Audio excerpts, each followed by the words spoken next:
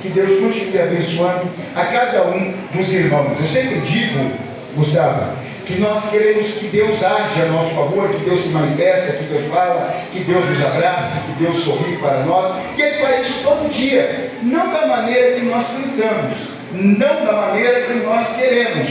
Ele sorri para nós através do sorriso do Gustavo, Ele me abraça através do abraço do pastor Osés. Deus, Ele não vai descer do céu para te abraçar, mas Ele vai levantar alguém para te abraçar. E quando você entende isso, você entende o amor de Deus. Por isso, Deus nos deu Jesus, o Emanuel, o Deus conosco, o homem, para transitar entre nós, para sentir as nossas dores, nos confortar, sorrir e chorar conosco.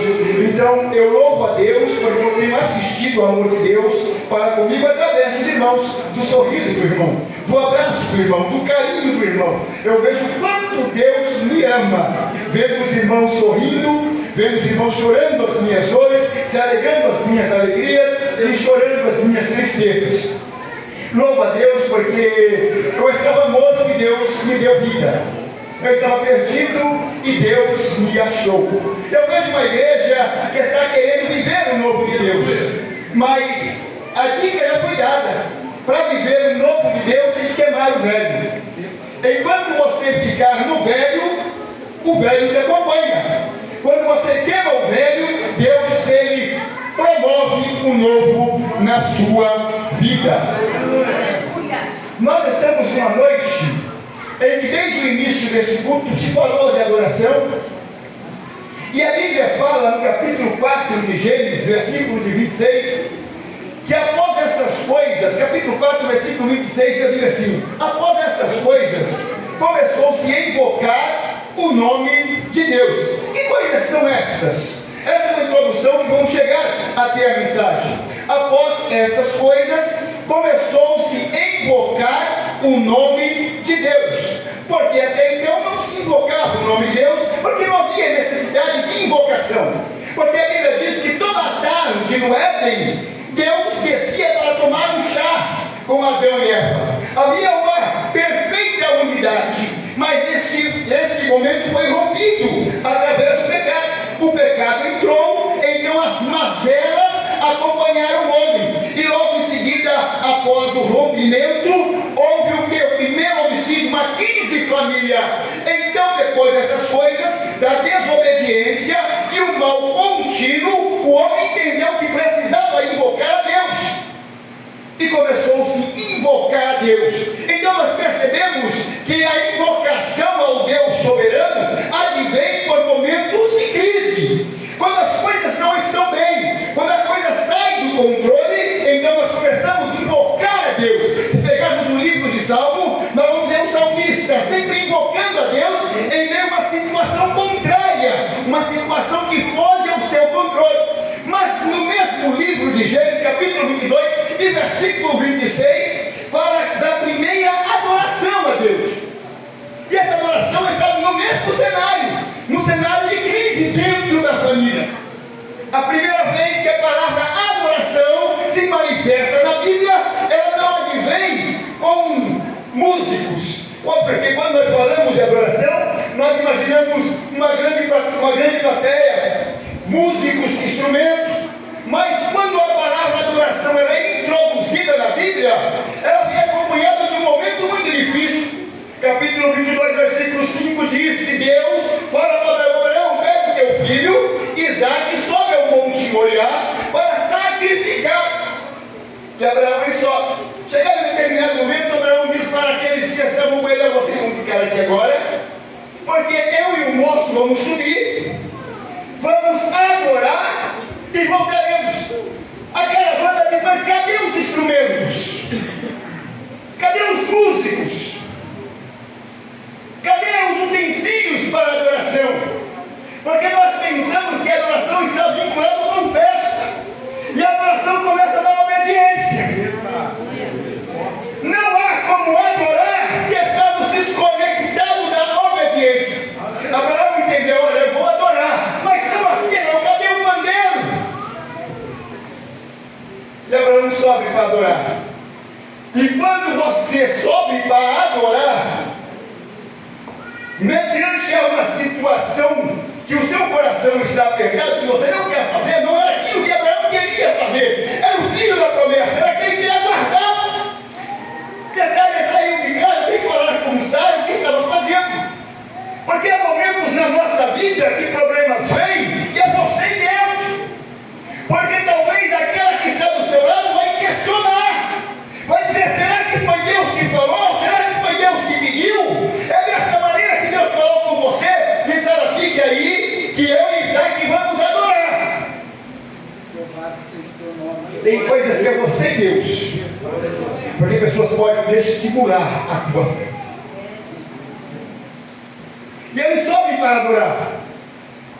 E quando ele faz todo o cenário, quando você se prontifica a adorar, os céus começam a se movimentar.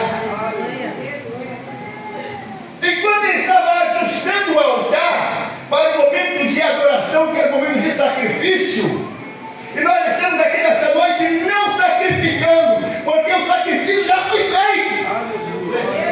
Nós estamos adorando porque alguém sacrificou há 2000 anos atrás por nós essa noite. Nós estamos adorando por gratidão. E naquele momento de adoração ele ouve algo extraordinário. Porque enquanto não adoramos, missionário, Deus se cala. Mas quando começamos a adorar, o céu começa a interagir conosco. Aleluia. Quando ele começou a orar, havia um silêncio. E ele estava orando, colocando uma pedra aqui, ajustando a lenha ali. Quando o altar da adoração está pronto, o céu começa a interagir e diz: Abraão, glória a Deus. Quer ouvir a voz de Deus? Comece a adorar. Deus não fala, Deus não se manifesta, Deus não se move. É porque eu não estou adorando, é porque eu estou questionando, é porque eu estou querendo entender, como cantado foi nesta noite. Eu quero entender. Não, quando eu adoro, você Deus, eu não quero saber o que vai acontecer, eu não quero entender, eu quero adorar. Um dos problemas de Jó foi que ele queria entender.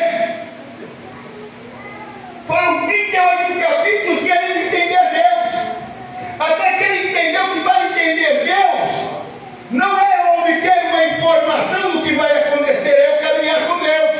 Aleluia! Eu não estou vendo nada, mas estou caminhando. Nada está acontecendo, mas eu estou caminhando. Glória a Deus, seja teu nome, Jesus. Aleluia! Quando você adora, você vê provisão.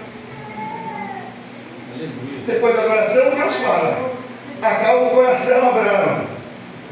Olha para o teu lado, a provisão está aí. E quando nós estamos preocupados com tantas coisas, nós não estamos vendo assim de Deus. Mas quando começamos a adorar, alguém não entende. Ele diz: como é que pode? A casa está desarrumada, o problema é visível, mas ele continua adorando. Sabe por quê? Porque eu sei que a provisão vai chegar. Não se preocupe, o cordeiro vai chegar. Não importa como está a tua casa, adore, o cordeiro vai chegar. E onde é cordeiro, a graça, onde é graça, a verdade. Adore a Deus. Outra coisa, então vamos chegar na mensagem. Falou sobre uma mulher que cruzou uma linha que ela não podia cruzar. E eu fiquei ali ouvindo aquele louvor da mulher que tocou em Jesus. E a Bíblia, irmãos, amigos, pastores, ela é cheia de segredinhos que a gente passa desapercebido. Aquela mulher, ela estava com hemorragia, ela era impura. Ela não podia tocar, ela não podia transitar, ela tinha que estar separada. Mas ela havia gastado todo o seu dinheiro.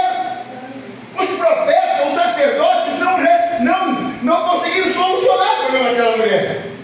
Ela ouviu falar de Jesus, mas ela não podia estar no meio do povo. Ela não podia tocar em ninguém.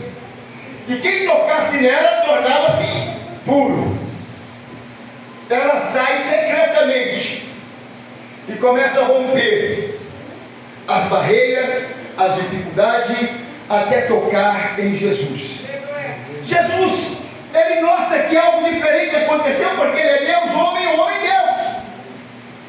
E ele para e diz aos seus discípulos: olha, vamos fazer um pit stop, porque alguma coisa não está no contexto da nossa viagem. O que foi? Alguém me tocou. Ele pensava: esse momento de distração de Jesus. Porque, meu mestre, olha a multidão, todos querem tocar em você, todos querem apalpar, todos querem sentir, saber se de fato o Senhor é de carne e de osso. Porque coisas que o Senhor faz não é coisa humana. Deus, não, vocês não estão entendendo. Todos me tocam. Mas alguém me tocou diferente. E nós já temos a isso, pastores, ao toque. Mas o toque não curou aquela mulher. Ao tocar, virtude saiu do mestre. Virtude saiu de Deus. Aí aquela mulher, vendo que Jesus dizia: olha, alguém me tocou. Aquela mulher estava agora se sentenciando se ela se rebelasse. Ela não podia tocar em um homem em campo aberto, em público, como era mesmo no seu marido. Ela não podia tocar. Ela toca num homem que ela não conhecia. E ela tem um agravante: ela está impura. Ela seria apedrejada. Por isso vocês vão ver lá que ela diz assim: e contou-lhe toda a verdade. E ainda que eu morra, Jesus, a minha situação é esta. Quer ver a tua vida mudar? Conte a Jesus a sua situação. Não importa o que o homem vai dizer. Não importa o que as pessoas vão pensar. Você pode contar meia verdade para mim, mas com Deus não. O salmista disse: olha, antes que eu estava informe no ventre da minha mãe, ele já me conhecia. Antes que as palavras saíssem da minha boca, ele já sabia. Por que ocultar daquele que pode mudar a minha história? Nós nos preocupamos com o que os outros vão pensar, o que o sacerdote vai falar. Eu vou ser apedrejado, ei, aonde há verdade e a graça.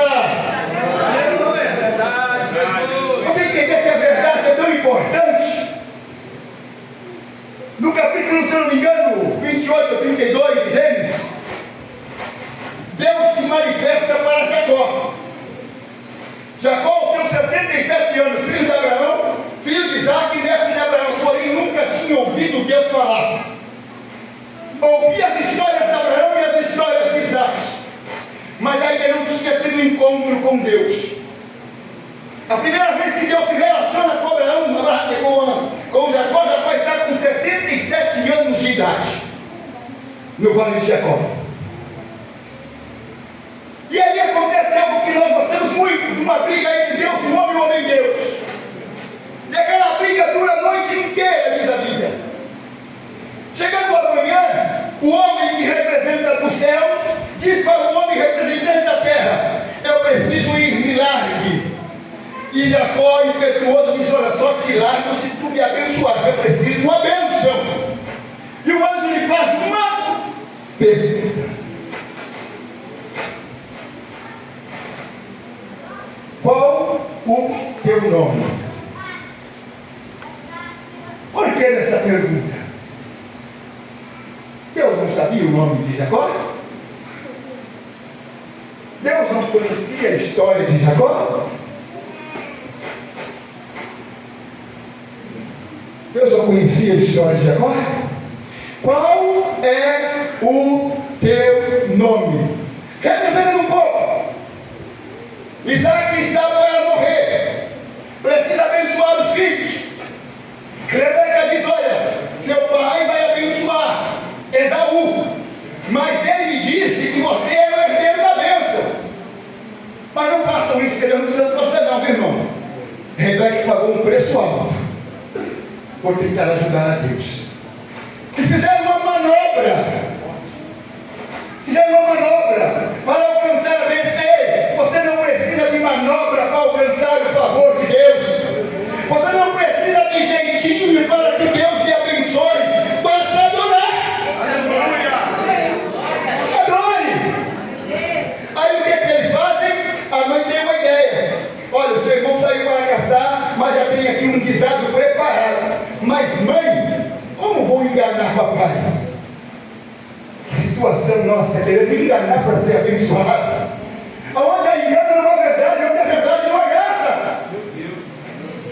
Faça as coisas certas, pelo meio certo, pelo caminho certo, porque a vitória é tua. E chegando lá, para chegarmos ali onde eu quero falar um pedacinho da história de Eliseu, Isaac diz: olha, o braço é de Esaú, a voz é de Jacó. Quem és tu? Sou eu, papai, seu filho Esaú. Por isso o anjo pergunta: qual é o teu nome? Ali não tinha como esconder isso. Ali ele diz: tu sabes, sou Jacó. Glória. A minha história, a tua história muda como contamos a verdade. Jesus disse: eu sou o caminho e a verdade. Quem anda no caminho anda na verdade. Ande na verdade, pague o preço pela verdade. Não importa o que vai acontecer. Vamos para a mensagem. A Bíblia diz, porque no início eu falei de uma crise na família, e aqui nós temos uma crise. A Bíblia fala que o rei da Síria, ele cerca Israel. E 2 anos ficou sitiada essa cidade. 2 anos não se comprava e não se vendia, não se importava e nem se exportava. Quando você enche uma despensa e você só subtrai, você só tira, vai chegar um momento que você vai procurar o açúcar, não tem açúcar. Vai chegar um momento que vai procurar o arroz, não tem arroz, porque você só consumiu.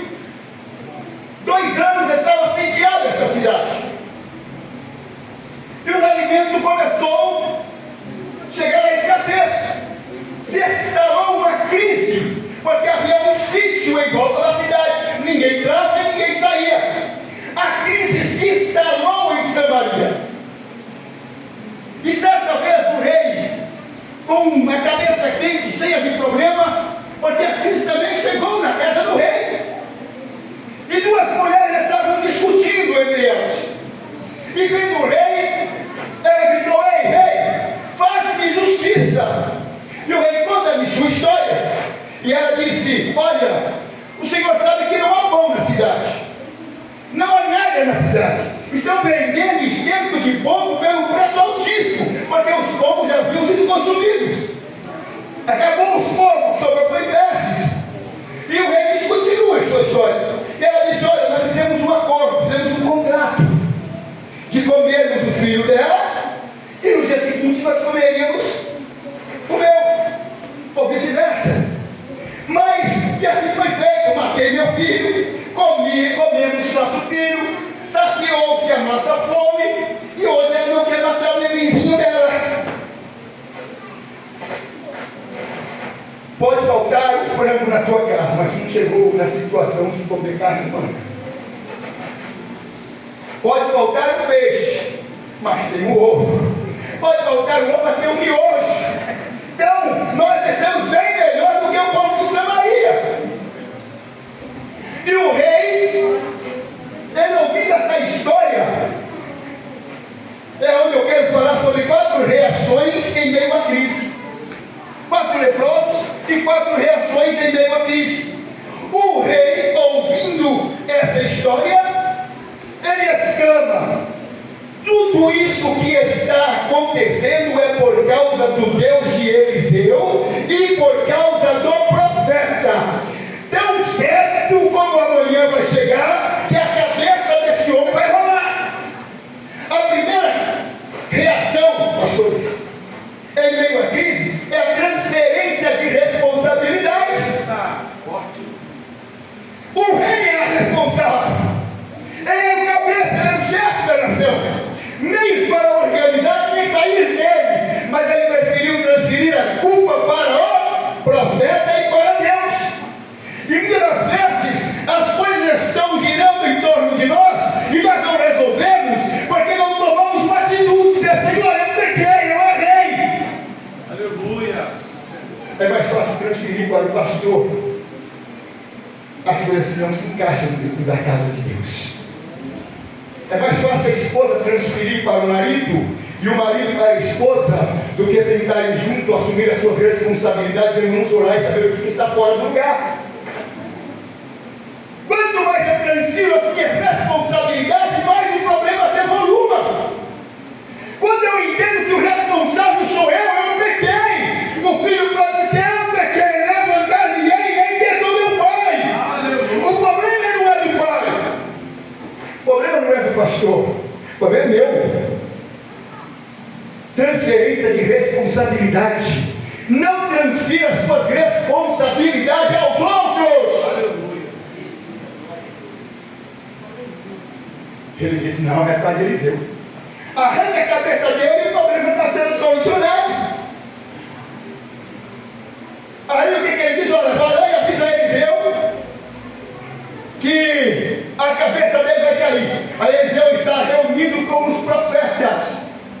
Em meio de crise, tem gente que se reúne, pastor, na terra, evangelista, para falar, para criticar, mas existia um grupo fechado, irmão, não, tem crise, mas nós estamos em Deus, tem problema, mas eu confio em Deus, os que esperam no Senhor renovarão as suas forças.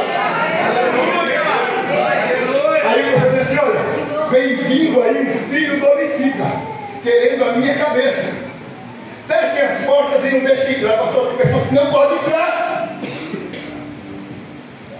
Tem pessoas que não podem entrar no seu problema, na sua causa, na sua dor.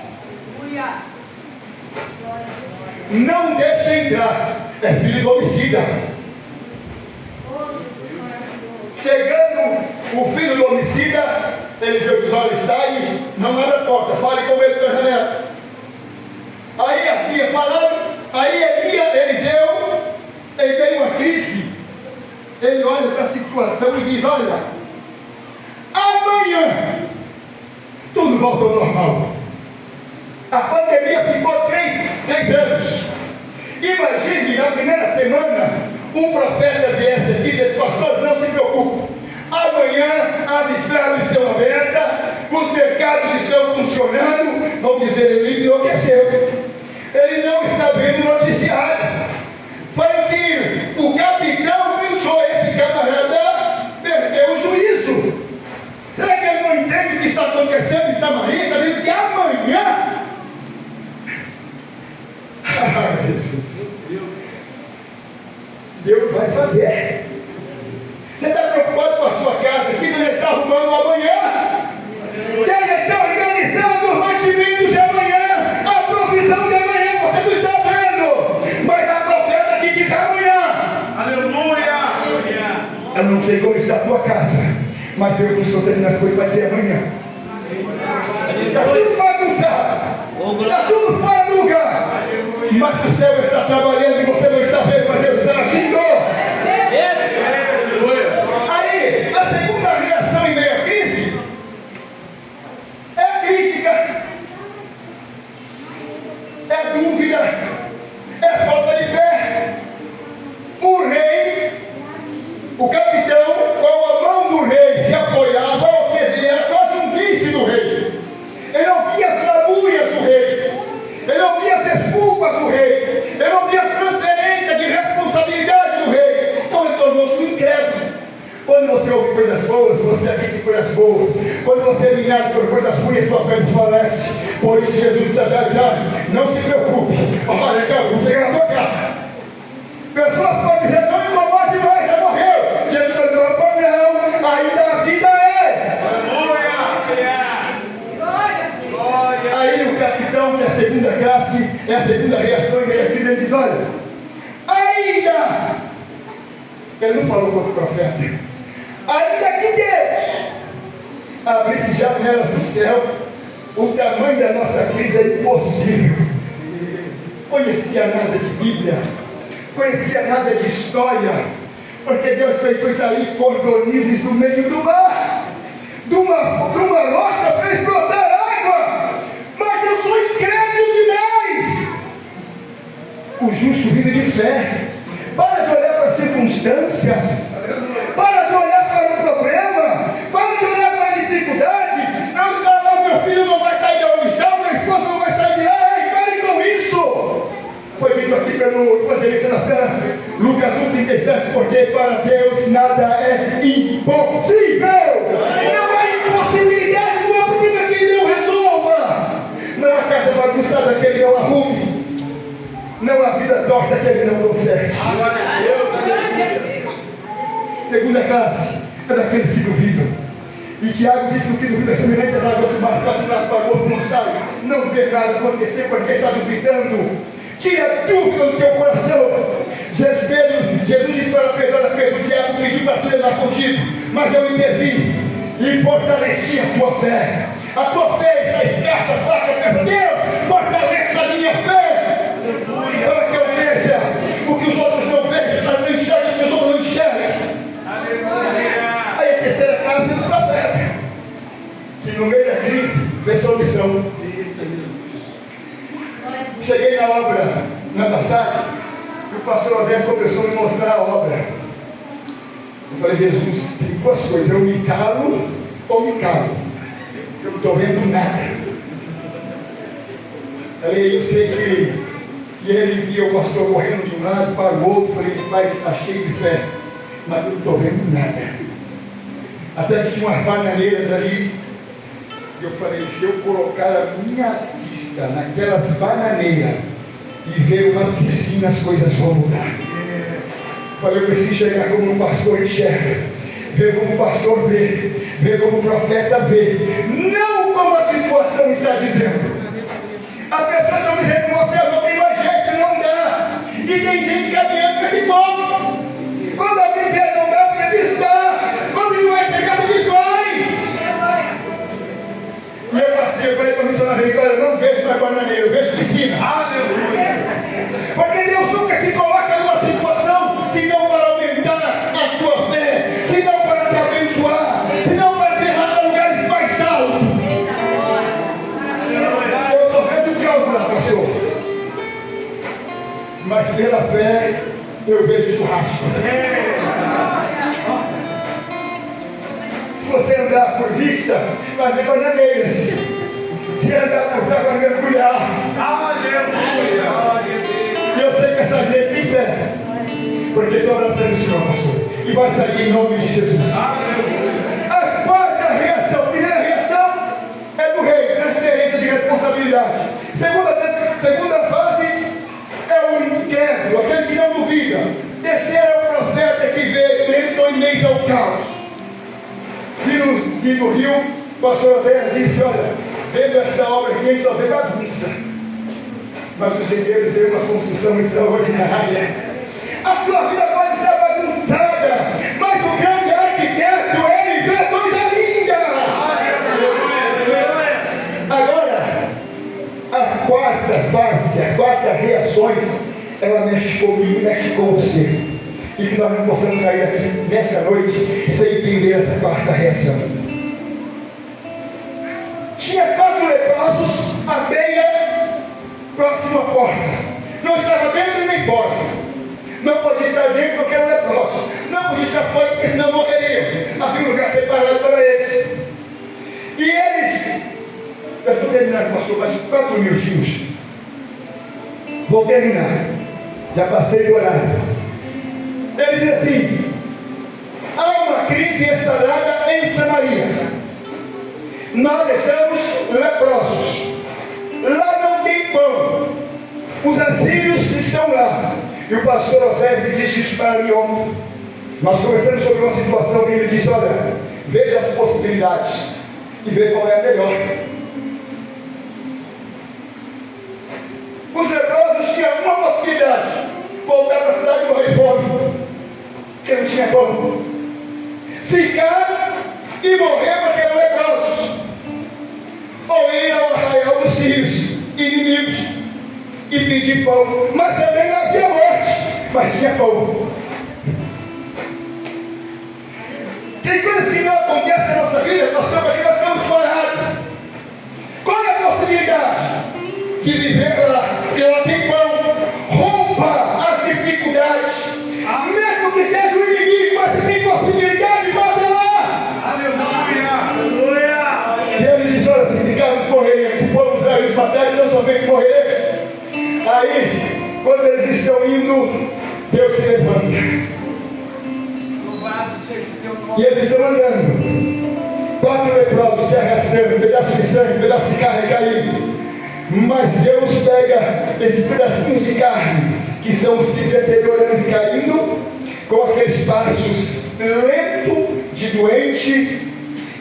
Ele faz no acampamento dos sírios um estrondo de 2 reinos.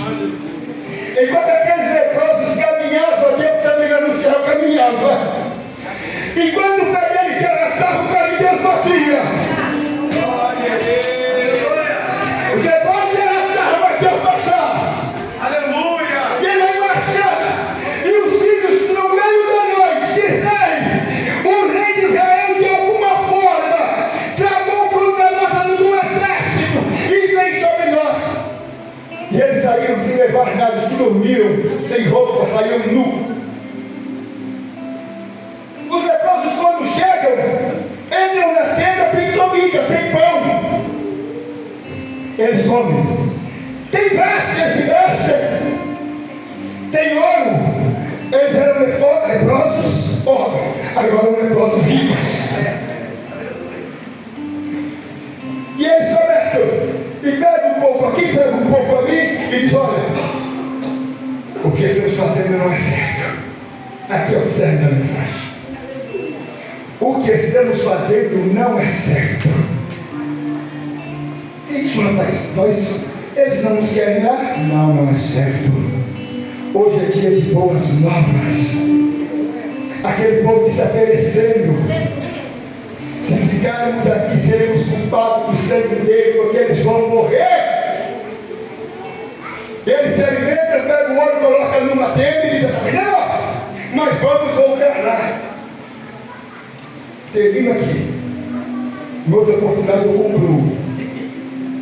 Todos nós éramos leprosos. Todos nós. E é uma crise, porque falta pão no mundo. Louvado seja o teu nome. E nós estamos morrendo por falta desse pão. Jesus nos deu. E o que nós estamos fazendo com o pão que Ele nos deu? Glória a Deus. Estamos aqui, é muito maravilhoso. Mas e quando saímos daqui? Tem prostitutas querendo ouvir uma palavra. Como o evangelista disse, tem drogados, tem bêbados, tem famílias destruídas, destroçadas. E o que temos feito com o pão que temos nos alimentar? Aleluia. Não seja negligente. A quarta reação é romper. Mas também, eu tive vida, agora vou levar vida. Eu tive fome, agora vou levar o pão. Ezequiel disse: olha, seremos responsáveis. Se você acha que tudo certo, tem pessoas no seu vizinho, no seu trabalho, que se morrer, a responsabilidade é minha e sua. E Deus não nos terá por inocente, porque Ele nos deu pão em meio a uma crise. Eu estava morto. Se eu me calar, eu sou miserável. Eu não posso me calar. Que Deus nos abençoe em nome de Jesus.